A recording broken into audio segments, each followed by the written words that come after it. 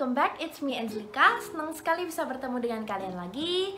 Pertama-tama aku mau bilang Happy New Year to you all. Walaupun udah telat karena ini adalah video pertama aku ngomong on camera.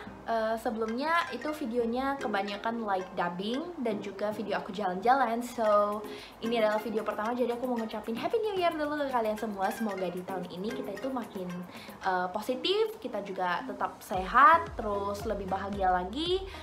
Semoga corona juga cepat berlalu. Oke, jadi di video hari ini sesuai dengan judulnya, aku mau bikin video Q&A tentang beasiswa di China. Nah, kira-kira apa aja sih pertanyaan yang udah masuk? Sejujurnya pertanyaan masuk itu di luar batas, kayak I was like wow, shock, karena pertanyaan yang kalian tanyakan itu benar-benar kayak nggak yang pernah aku pikirkan gitu loh guys. Jadi aku akan coba menjawab sepengetahuan aku saja, dan kalau misalnya aku nggak menjawab pertanyaan kalian, maybe pertanyaan kalian akan dijawab di next Q&A. So without any further ado, langsung aja kita mulai ke videonya. Langsung aja kita masuk ke pertanyaan yang pertama. Ni hao kak, kak mau tahu tips dan trik persiapan apa saja yang harus dimantapkan untuk mendaftar beasiswa belajar bahasa Mandarin ke China. Saya sedang menyelesaikan S1, apakah kira-kira masih bisa daftar buat beasiswa belajar bahasa Mandarin yang mungkin setara dengan S1?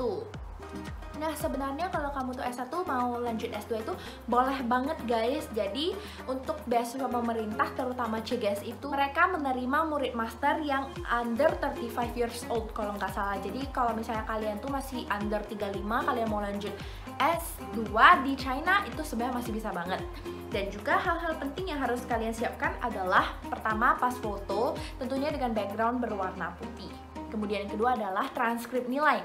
Nah, karena tadi kamu itu ngomong bahwa kamu tuh mau tamat S1, jadi kamu harus menyiapkan transkrip nilai kamu dari semester 1 sampai semester 7, atau kalau 8, tapi harusnya nggak ada 8 sih guys, karena kan kalian masih di sekolah gitu kan, dan kalian mau apply.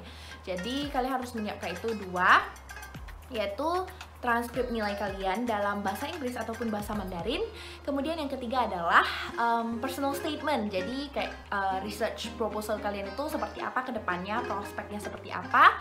Yang keempat adalah paspor kalian. Jadi kalian tuh harus punya paspor ketika kalian mau mendaftar.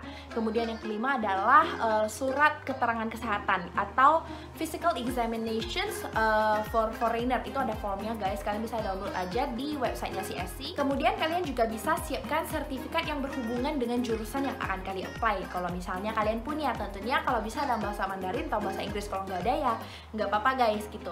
Sertifikat HSK tentunya, karena sertifikat HSK itu sangat berguna untuk kalian yang mau apply intake Chinese, dan juga kalau misalnya kalian mau apply intake English, kalian harus punya sertifikat TOEFL atau IELTS. Oh ya, jangan lupa non-criminal record, yaitu surat keterangan bahwa kalian itu tidak melakukan tindak kriminal, dan yang pastinya harus 18 tahun ya kalau untuk S1. Pertanyaan berikutnya, bagaimana cara berinteraksi dengan penduduk Chinese ketika bahasa Mandarin kita masih belum mumpuni? Nah, sebenarnya kalau saran dari aku itu sih berani-beranikan aja.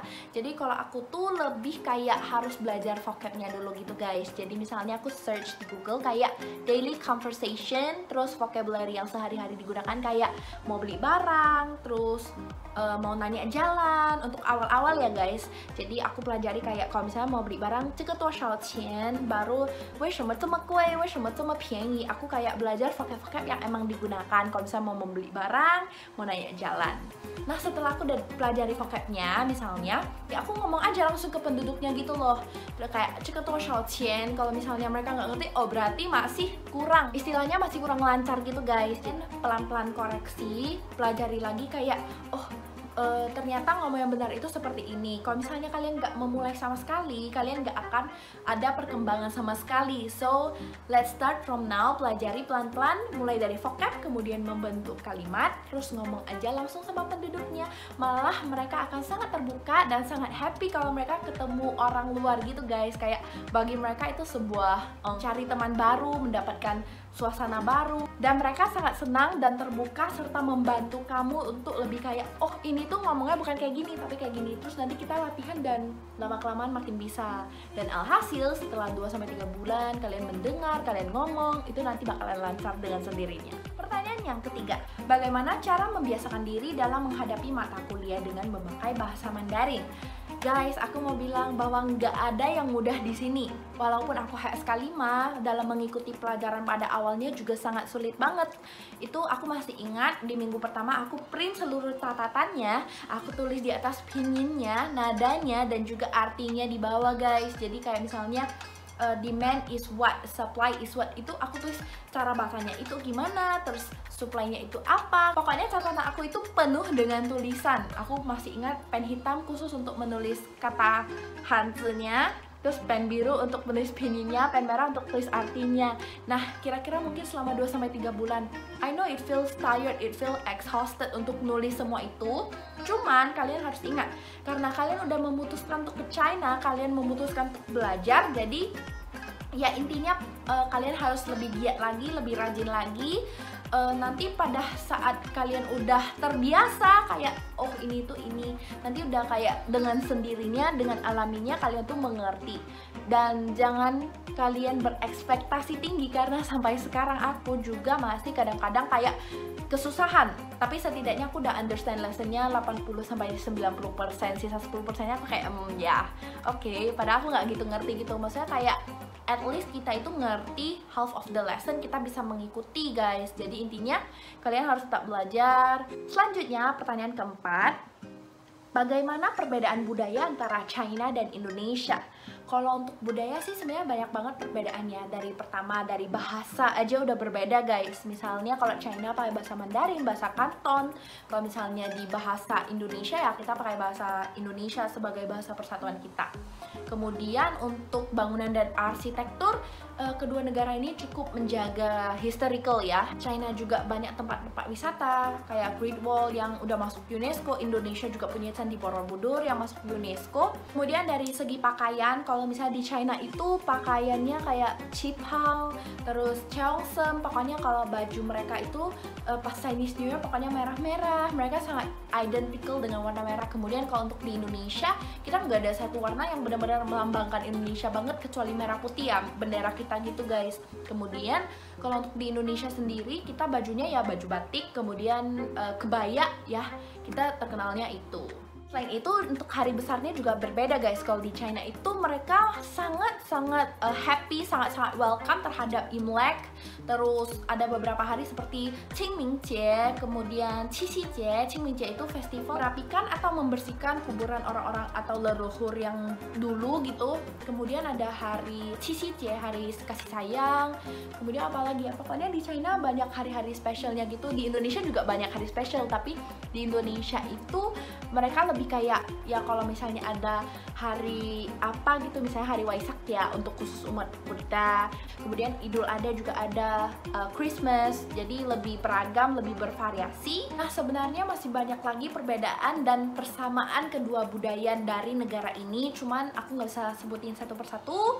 So mungkin segitu dulu yang seperti tadi yang udah aku bilang, dan kita lanjut ke pertanyaan yang berikutnya.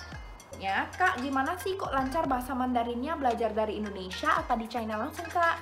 Nah, kalau untuk pertanyaan yang satu ini, aku nggak bisa bilang Mandarin aku itu bagus banget, tapi sebagai orang luar aku udah cukup 1% sampai 5% udah kayak happy lah, setidaknya apa yang aku pelajari di Indonesia, the way I talk, the way I learn itu ada kepakai di China. Jadi aku tuh belajar di Indonesia, jadi harus ada persiapan gitu. Kemudian aku juga persiapin HSK 5 aku, dan karena waktu SMA gitu aku udah bener-bener kayak fix I want to go to China. Jadi aku kayak selalu belajar, aku selalu buka buku, baca. Aku suka banget baca cerita-cerita gitu guys. Jadi kayak buku Mandarin aku itu sebenarnya cerita tentang apa gitu kan. Terus aku selalu baca dan usahain kayak misalnya kalau ini aku nggak tahu hurufnya, aku cari, kemudian aku denger kayak di Pleco katanya ch, itu aku bener-bener ngelatih mulut aku supaya kayak terbiasa dengan kosakata ch, c, pokoknya kosakata yang agak susah dan agak membutuhkan ini ya, kayak rahang kita untuk goyang, kayak misalnya 这是什么11 kayak yang lebih sulit gitu guys. Intinya aku selalu belajar vokal dan konsonannya supaya bener-bener mirip gitu. Terus untuk cara belajarnya gimana sih? Aku di Indonesia udah ada preparation, kemudian sampai di China aku diasah lagi. Jadi kayak guru aku kasih tahu kalau misalnya nada baca aku ini salah gitu. Jadi kayak misalnya, oh ini tuh nggak boleh gini Angel, itu harus seperti ini. Nah aku belajari yang benar itu, kemudian ya terakhir aku punya cara komunikasi yang seperti ini ya karena aku pelajari gitu loh guys. Jadi semua juga based on pelajar, nggak ada yang sempurna, nggak ada yang ekspres.